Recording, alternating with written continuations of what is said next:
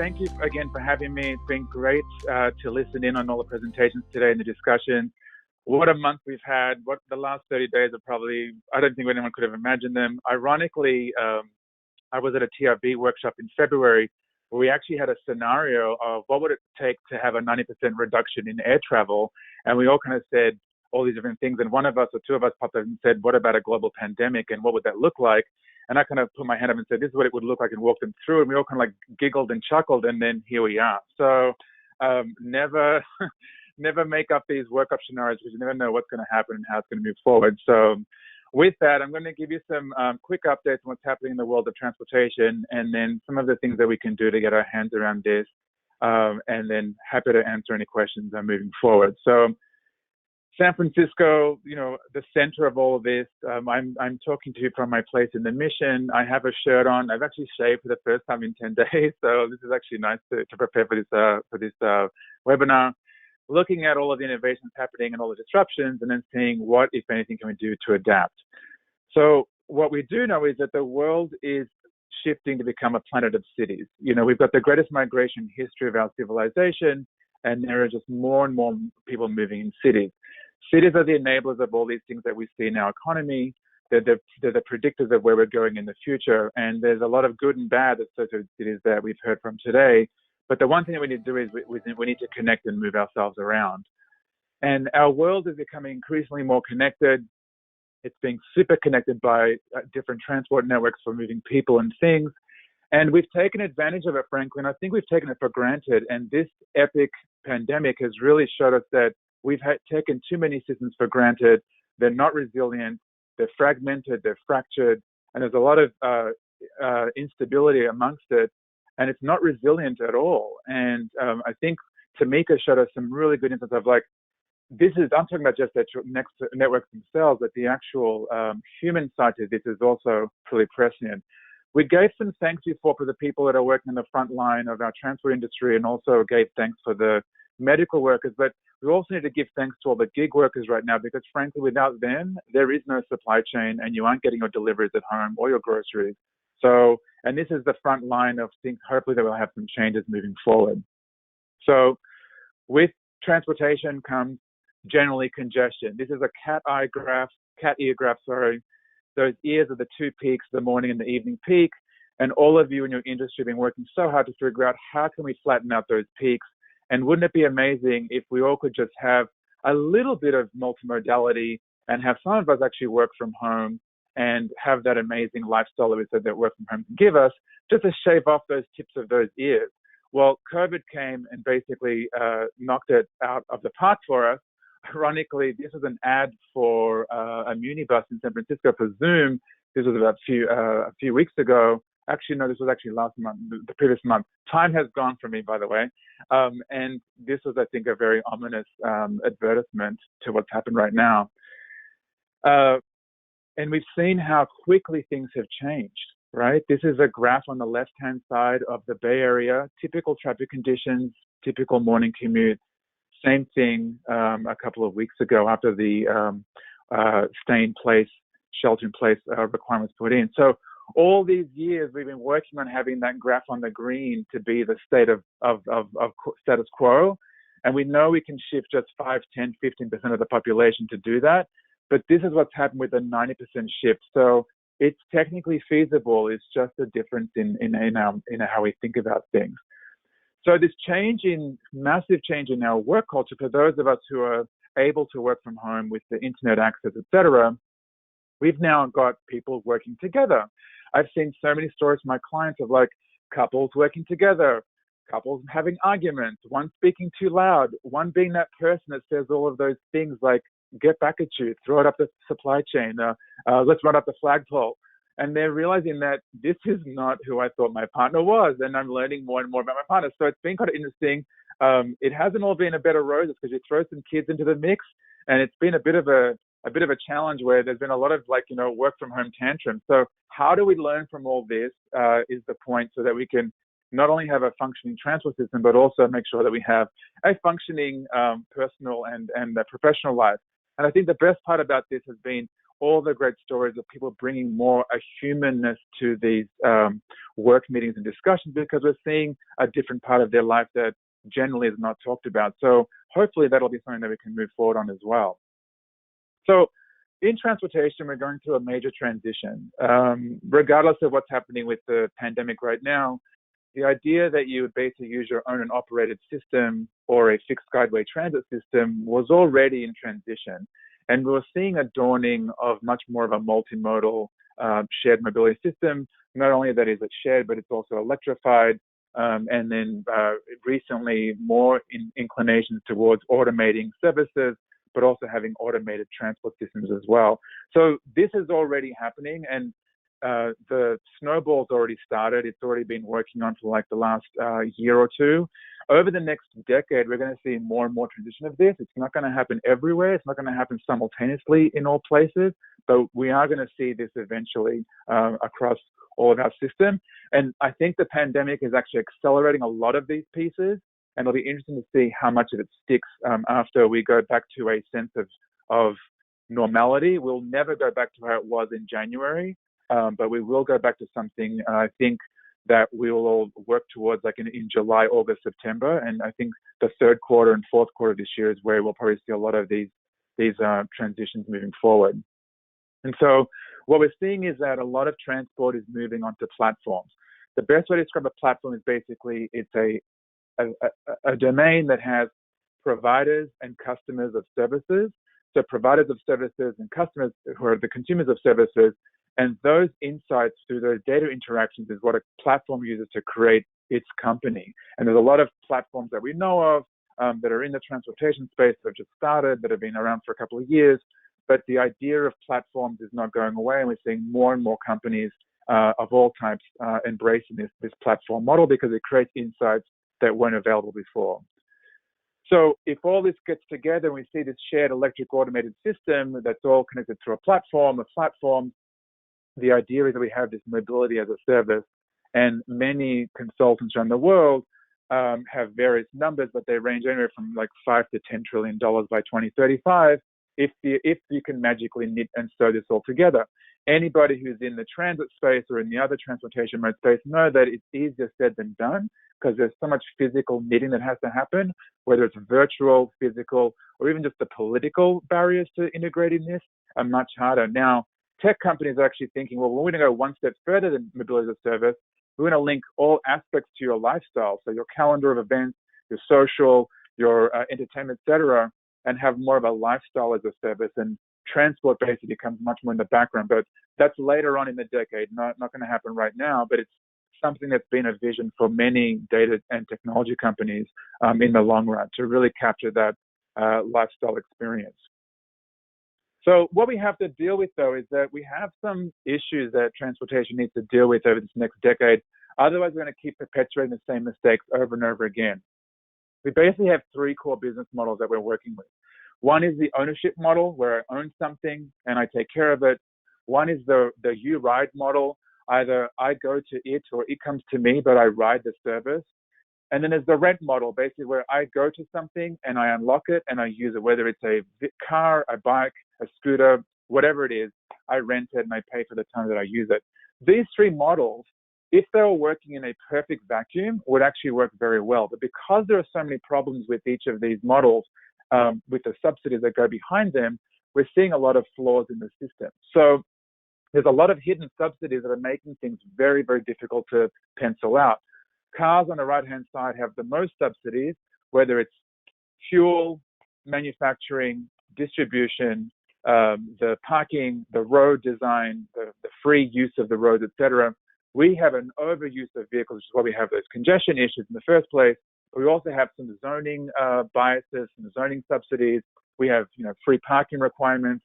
We have single occupant, and we have single-use zoning to create these sprawling environments. All these things basically guarantee that people are going to drive. And we also have to then subsidize public transit because it can't run at a profitable or even at a break-even mode with all those subsidies that are against the vehicle.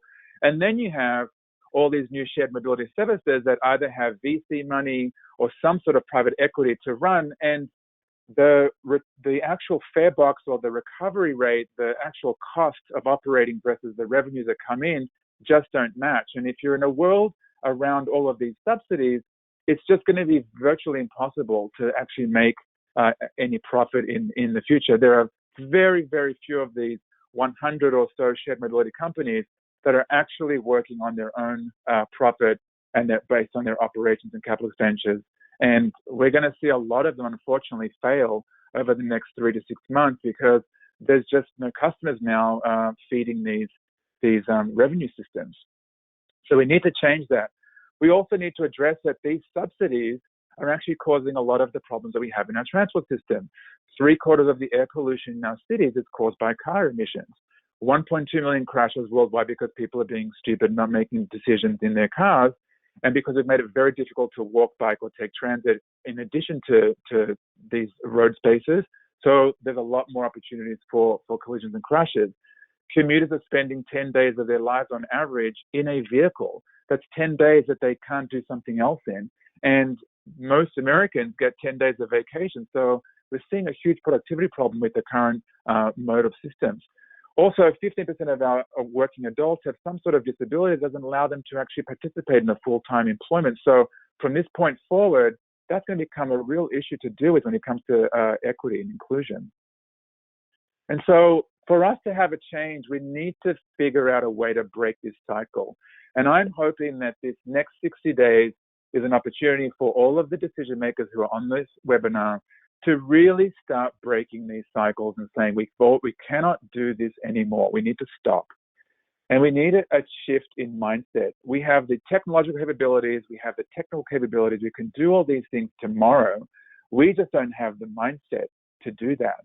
And so I run a lot of these design thinking workshops, and I'm working with a lot of different agencies that are also included in the call today on how to fear less, how to experiment more, how to open up and empathize with the customer, actually know who your customers actually are, what they need, how they're getting around, actually know who your customers aren't and why they're not using your services. How do you say yes more to generate ideas rather than always starting the conversation with the problem is? How about the idea is and yes? And how do you make things by prototyping and testing things out on small things so then you can go big later on? But we really need to shift our mindset. And what we're proposing a lot in these opportunities is that if we're all moving to platforms, government needs to move to be a platform as well. And that platform really is a governance platform, like a 2.0 government operating system where you draw in the data that you need, you create the digital frameworks that you need, you work with all the public and private mobility providers and helping them work on some key outcomes that you want. And then you relay that on the infrastructure and design so that you're allocating the space that you need on the infrastructure systems as needed. And with that comes some policies and looking at all the existing policies and figuring out where are the hidden subsidies, because subsidies should incent behavior that you want. Taxes create behavior you don't want. You should be incentivizing things you don't want. And if you are, you should remove them and then you should put them into the places that you want the behavior to change. So what are the performance measures that you can put in place for the private mobility providers so they know they're meeting these outcomes? But you have to be very clear as an organization, what are the outcomes that you want and what are you willing to do to get there? And how do you guide the people that are actually trying to participate in this platform to get there so that you can actually get the things that you want? We also need to look at guardrails. There's too many times where agencies have been caught flat-footed because they didn't think about what are the minimums that they need. It not only has to be safe and equitable and interconnected, affordable and sustainable, it actually needs to work. So these are real key things that need to make sure that we are no longer supporting things that didn't work in the past, but also not encouraging new modes to come in and perpetuate the mistakes that we've already seen happen. So really standing your ground is going to be really important as you move forward with this transformation. So there's 3 ways to do this. You can provide incentives, you can provide pricing, or you can provide restrictions. Either way, these are not hard. These are not difficult to design, but they're pretty hard to enact and to enforce. And we pretty much saw what incentives do. They get you so much stuff, but without pricing and without restrictions, we're really not going to see these changes. And COVID-19 has been the biggest restrictor we've ever seen, and the behavior has changed within hours. Obviously, we don't want pandemics to be the reason why we change behavior, but we can see that if we want to, and if we're required to, we actually do change.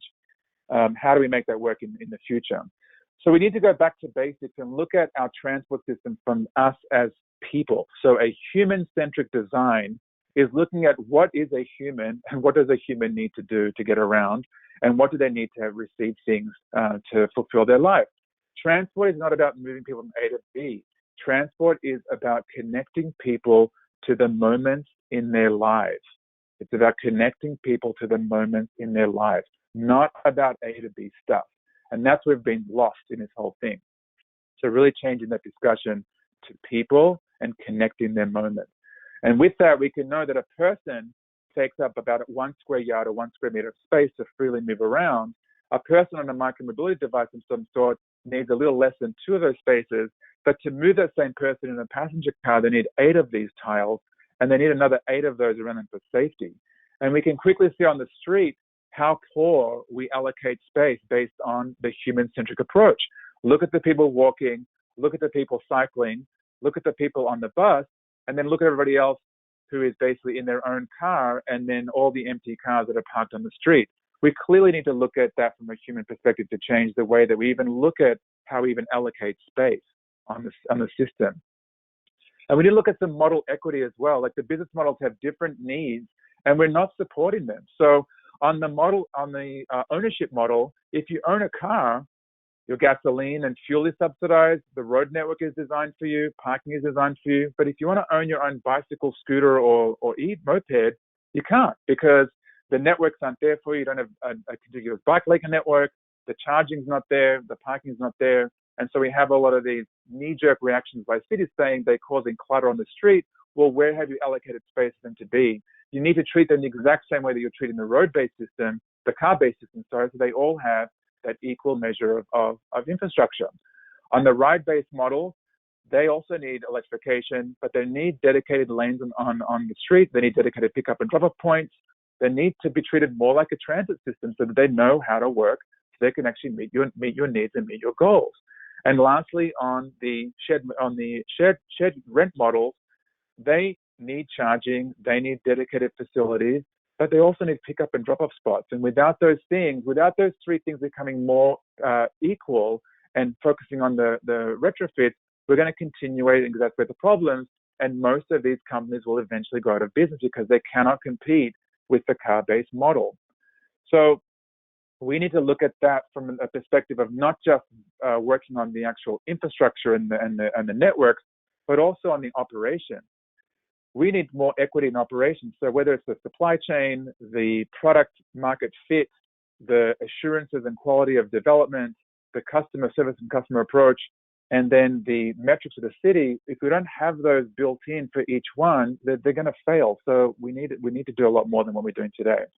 So this is how quickly things can happen. January 2020, the car-free market street, everybody said it couldn't happen. It took 10 years. We finally got it through. This is the next month in February. Massive mode shift. Everybody on bicycles and micromobility and on transit. 20, 30, 40% jumps in ridership. COVID-19 comes in. There's no one on the street except for 1 or 2 people. So these things can change very quickly, but look at the allocation of the street. We've already put in the guardrails for the next phase. And as people start coming back, they're already going to be given that opportunity to work in this environment. So there's also an opportunity to say that this is the title photo for the article that I wrote in the Forbes publication a couple of days ago, which is COVID-19 a transportation industry opportunity? Take a look and read it, because it basically highlights what we've just been talking about. So we have some opportunities to move forward. We're seeing cities actually take some bold steps to put in temporary pickup and drop-off zones for food priority, for the social distancing, for allocating social distance space on streets, for experimenting. You've got the next 30, 60, 90 days to really start experimenting, and it's really a good opportunity to try things out and see how they go. And as we move forward, we're going to have to look at how to finance all this stuff, because if everything becomes shared, electric, and automated, which we want it to, where's the funding for all this transport infrastructure and management? So we need to figure out ways to have fair pricing on the pickup and drop-offs, on the routes, and then charge people for the time that they use on the right of way, whether it's by time, by location, by vehicle type and size, and by the impacts. And we can really use this time now to figure out what does this actually look like and go from just talk to actually start to experiment. So there's an opportunity to do a lot of experiment, working closely with government, with companies and education organizations and the community to really figure out what is this approach that works for us as a community, and how do we undo a lot of the wrongs from the past and figure out how to move things in the future. So with that, really want to thank you for your time and just let you know that this is our opportunity to do this. We can only hope that more of those in a position to lead will heed the call to action. And it may be the only time you get in your career to experiment this widely and freely. So I say go for it. Tim, that was truly inspiring, and a talk that it could not have been more appropriate to our time and the situation that we find ourselves in here within the transportation industry. So thank you so much. I know that we're right at time. I've got one or two quick questions that I want to make sure that we get before we close up the show. One is from Alex. Could you say just a little bit about what you envision in terms of how we could reinvigorate transit ridership and kind of bringing people bringing riders back instead of just defaulting to a new drive alone behavior? Well, I think we need to redefine what public transit is. This pandemic has basically shown us that the public transit system that we had can no longer be anymore. We need to figure out what is the new design and the new definition of public transport. If that is actually moving people around in the most efficient and effective ways, it may be through micromobility or some sort of pooling program, and that these 40-foot buses and these trains may be for what we consider the all-day access, all-evening access, and all-night access service that is the baseline to a functioning society. But the idea that we're going to get the same ridership numbers back from the past, I think is going to be difficult unless we physically see like a vaccine, for example, or a real change in our cultural behavior. We may not see the peak periods ever again that we had in the past, whether it's for cars or for transit. And to me, that's okay, because we need to shift the metric away from ridership and focus more on what's its purpose and how do we redeploy and redesign its purpose so that it actually can meet the needs of the community. I love that. That takes me back to a previous CommuteCon topic or theme, actually, that was a smart commuting with purpose. And I think that purpose question is relevant now as much as any. Our last question for today, I'm going to kind of riff off a question that Chris in the comments has asked. If there was one thing that you hope that employees and employers might learn through this, what would that one thing be? That work from home is actually the most cost-effective thing we can do, and that I hope that we never see 95% of the people back at the workplace. I hope it's no more than 30 or 40% ever.